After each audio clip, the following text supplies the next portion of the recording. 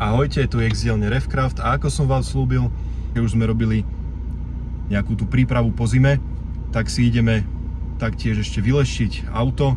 Tak a prečo to ideme urobiť a prečo to je dôležité? V minulom videu sme si hovorili, ako soľ a kadejaké nečistoty sa vedia dostať popod blatníky, na podvozok, do prahov a podobne, ale rovnako po zime trpí aj lak a celkovo karoséria, povrch auta, a aj to je nutné si ošetriť. Nasledovný, idem auto poriadne umyť, zoberiem ho na umývárku, lebo nasadalo pel, piesok, prach, hocičo. Tak ho ideme najprv umyť.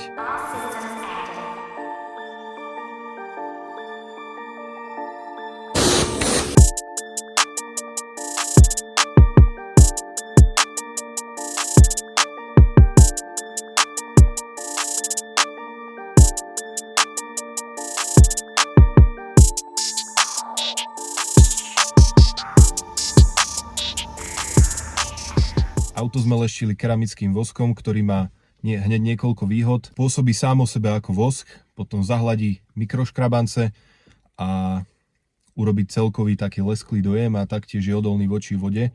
Takže aj keď je naprší alebo sa auto zablatí alebo podobne, tak sa to dá jednoduchšie umyť, že to nezasahuje až tak do toho laku, že urobí takú ochrannú vrstvu a zapečatí celý lak pred nejakým znečistením alebo poškodením. A nie je ani dôležitá značka alebo nejaký typ alebo nejaký cena toho prípravku na leštenie. Tu záleží skôr od hrúbky, že naozaj treba mať prípravok určený na leštenie.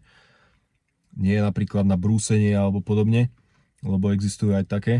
A zároveň záleží hlavne na tom, aký použijeme postup a aké kotúče na leštenie použijeme.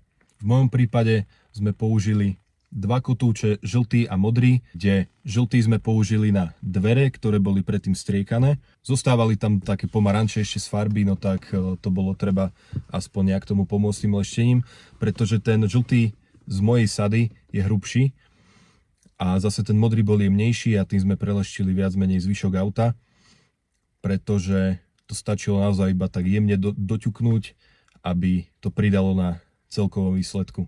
Na kotúč sme pokvapkali akože niekoľko kvapiek toho prípravku na leštenie a rovnomerne to samo popritláčal po karosérii na plochu, ktorú mal v pláne vtedy leštiť. A tu ide o to, aby bola zachovaná tá rovnomernosť toho rozloženia, že koľko toho prípravku je na určitej časti tej karosérie.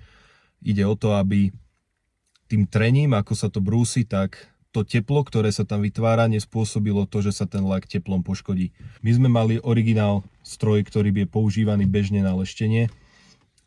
Podobný flexe s regulovateľnými otáčkami, ale samozrejme existujú originál stroje na leštenie. Dá sa použiť hocičo, čo sa točí reálne. Pokiaľ nevyžadujete profesionálnu úroveň, tak naozaj na tomto až tak nezáleží. Záleží o to, ako s tým pracujete, že zároveň príliš nízke a zároveň príliš vysoké otáčky nie sú dobré a rovnako to netreba pritláčať o to auto príliš veľkou silou, pretože znovu, keď to budem pritláčať väčšou silou, vzniká tam väčšie trenie, vzniká tam väčšie teplo, zase riziko a tak.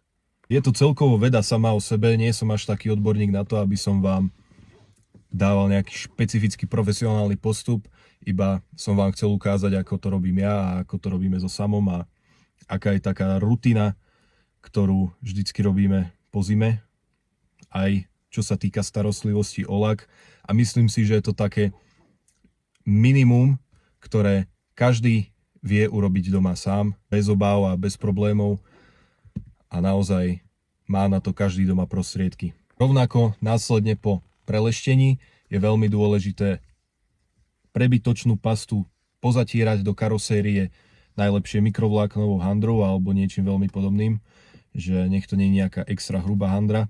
Tá pasta, ktorá ešte zostala na karosérii, ale nebola dobre zaleštená, tak sa pekne dokáže vtmeliť do tých pórov vlaku. V budúcej časti videa vám teda ukážem, ako sme to celé robili a čo viac dodať, ideme na to. Zásob na videu boha! Nie so svojím, takže to sa mi nepáči, to idem odfláknuť.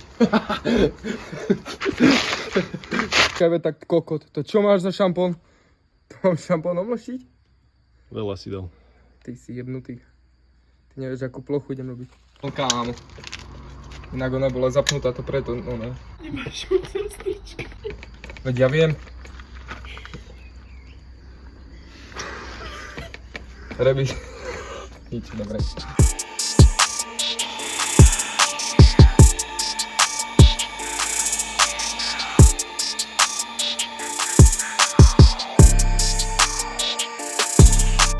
Takto sa to robí, deti. Bez cigarety to nie je možné dobre vylestiť. Aby nešlo.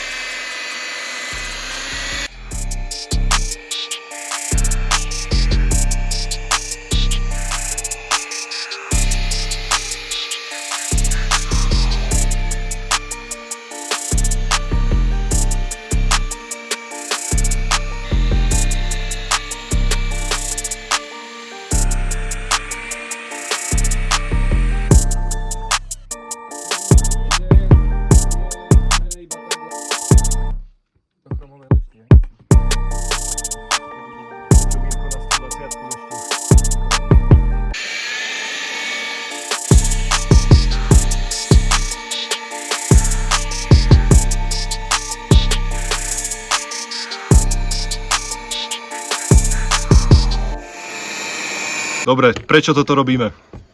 Takto. My sme aplikovali celú pastu všade, kde máme. A nie len na určité miesta. Aby vlastne ten kotúč, že bol suchý, aby nezdral, ten lak neprepálil. Preto okvapkám 5 kvapiek.